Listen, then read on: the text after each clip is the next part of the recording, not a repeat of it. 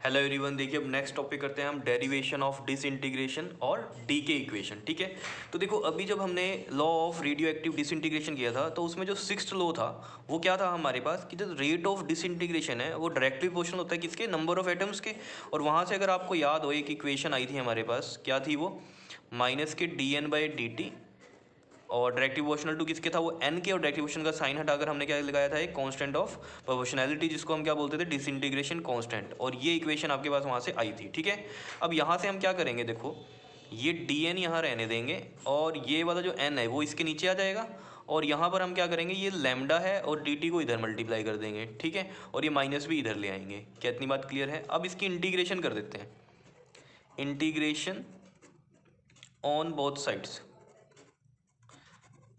ठीक है, इंटीग्रेशन जब हम करेंगे तो देखो ज़रा, यहाँ इंटीग्रेट का साइन आ जाएगा ऐसे डी एन बाई एन, और यहाँ पर भी माइनस में ये लैम्डा डी टी, और ये भी इंटीग्रेशन का साइन आ जाएगा। ठीक है, अब इंटीग्रेशन आपने की होगी, ठीक है, आपको पता ही होगा, जैसे आपको इस तरीके से हो, अगर integration 1/t of D t है अगर, ठीक है, तो इसकी इंटीग्रेशन क्या होती है आपको पता है, क्या होती है, log t होती है, या फिर ऐसे आपने पढ़ी होगी 1/x है और यहाँ dx है, तो इसकी इंटीग्रेशन क्या होती है हमें पता है, log में x होती है। तो ऐसे ही यहाँ पर है dn हो गया dx के इक्वल, n हो गया x के इक्वल। ठीक है ना, तो 1/n ऑफ dn की इंटीग्रेशन है, तो आप कैसे करोगे इसमें, log ऑफ n, तो ये log ऑफ क्या आ जाएगा, n आ जाएगा। और integration of minus lambda D T, अब देखो लैम्डा है कांस्टेंट और डी टी की इंटीग्रेशन, डी टी के साथ इंटीग्रेशन है इसकी, मतलब समझ रहे हो ना, विद रिस्पेक्ट टू टी है इंटीग्रेशन। तो किस तरीके से हम कर सकते हैं इसमें, ये कांस्टेंट है, अगर कांस्टेंट है तो इंटीग्रेशन कैसे होती है, टी लग जाएगा इसके साथ, जिसके मतलब with respect to d t है ना ये हमारे पास। ठीक है, तो इसके साथ क्या आ जाएगा, टी आ जाएगा। इस तरीके से करते हैं, जैसे मान लो इसमें मैं आपको बताऊं, अगर ये होता आपके पास इस तरीके से 2 dx होता, ठीक है, मतलब ये 2 कांस्टेंट है और dx के साथ इसकी इंटीग्रेशन होनी है, तो किस तरीके से आता आंसर, 2x आ जाता है इंटीग्रेट होकर। तो ये जैसे यहाँ लैम्डा हमने कांस्टेंट ही लिया हुआ है, तो कांस्टेंट की इंटीग्रेशन होगी विद रिस्पेक्ट टू dt, तो कितनी हो जाएगी वो, लैम्डा t हो जाएगी। क्या इतनी बात समझ रहे हो? और एक कांस्टेंट हम लगा देते हैं साथ में c, ये तो सब पता ही होगा आपको। ठीक है, इंटीग्रेशन में किया होगा। ठीक है, नहीं किया तो एक बार देखना इंटीग्रेशन वगैरह को, तो आपको समझ में आएगी बात। ठीक, तो ये जो इक्वेशन है, इस इक्वेशन को हम फर्स्ट इक्वेशन मान लेते हैं यहाँ पर। ठीक है, अब हम इसमें क्या करेंगे, c की वैल्यू निकाल लेंगे यहाँ पर किसी तरीके से, और c की वैल्यू इस फर्स्ट इक्वेशन में पुट करेंगे। ठीक है, ये करने वाले हैं अब हम। ठीक, तो देखो इसमें हमें क्या करना है, हम ले लेंगे time t equal to zero. T equal to zero पर क्या होता है बताओ, कि जितने नंबर ऑफ एटम्स हैं n, ठीक है ना, मतलब जो डिसइंटीग्रेट हो रहे हैं वो किसके इक्वल होंगे, इनिशियल नंबर ऑफ एटम्स के होंगे। इनिशियल नंबर ऑफ एटम्स मैंने मान लो n0 मान लिए। ठीक है, तो अभी क्या है, डिसइंटीग्रेशन शुरू नहीं हुई है क्योंकि हमने टाइम जीरो ले लिया है। ठीक है, तो अगर टाइम जीरो लिया है तो जो ये वाला n है, नंबर ऑफ एटम्स हैं, ये कितने हैं, जो जितने इनिशियल नंबर ऑफ एटम्स हैं, क्योंकि अभी तो डिसइंटीग्रेट हुआ ही नहीं है क्योंकि t जीरो ले लिया है।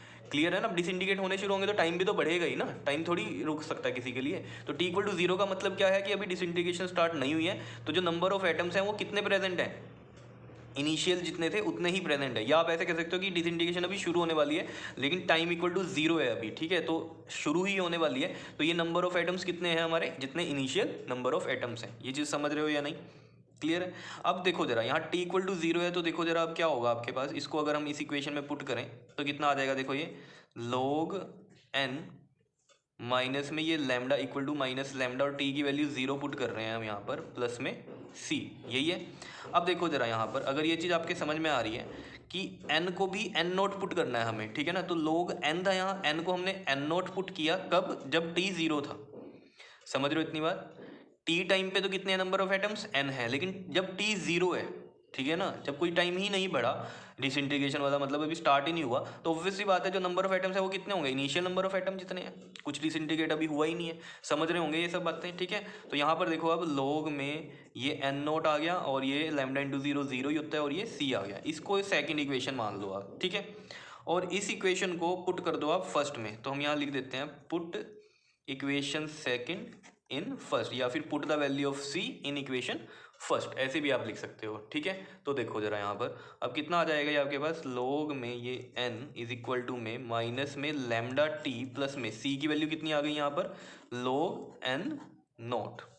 बताओ जी समझ में आ रहा है या नहीं, ठीक है, क्लियर है। अब देखो यहाँ पर हम क्या करेंगे, log ये वाला n और ये प्लस वाला log n नॉट इधर जाके माइनस में log n नॉट बनेगा, एंड इक्वल टू में ये तो पता है ना, ये ई वाला एक्सपोनेंट वाले लोग होते हैं, और एक कौन से होते हैं आपके पास, बेस 10 वाले होते हैं, ठीक है। अगर लोग वगैरह आपने पढ़ा है तो आपको पता होगा।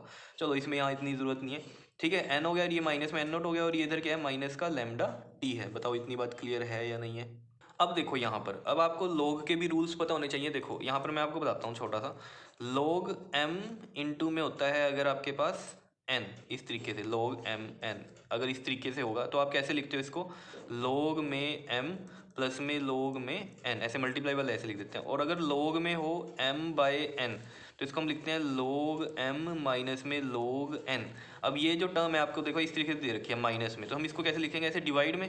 तो यहाँ पर क्या आ जाएगा आपके पास, लोग एन बाय एन नोट, ये इस तरीके से लिख सकते हैं हम। क्या इतनी बात समझ में आ रही है। और ये माइनस में लैम्डा टी। अब क्या करो, यहाँ एंटी लॉग लो यहाँ पर, ठीक है। एंटी लॉग कह दो या फिर लॉग इनवर्स बोल दो, ठीक है। तो यहाँ लिख देते हैं हम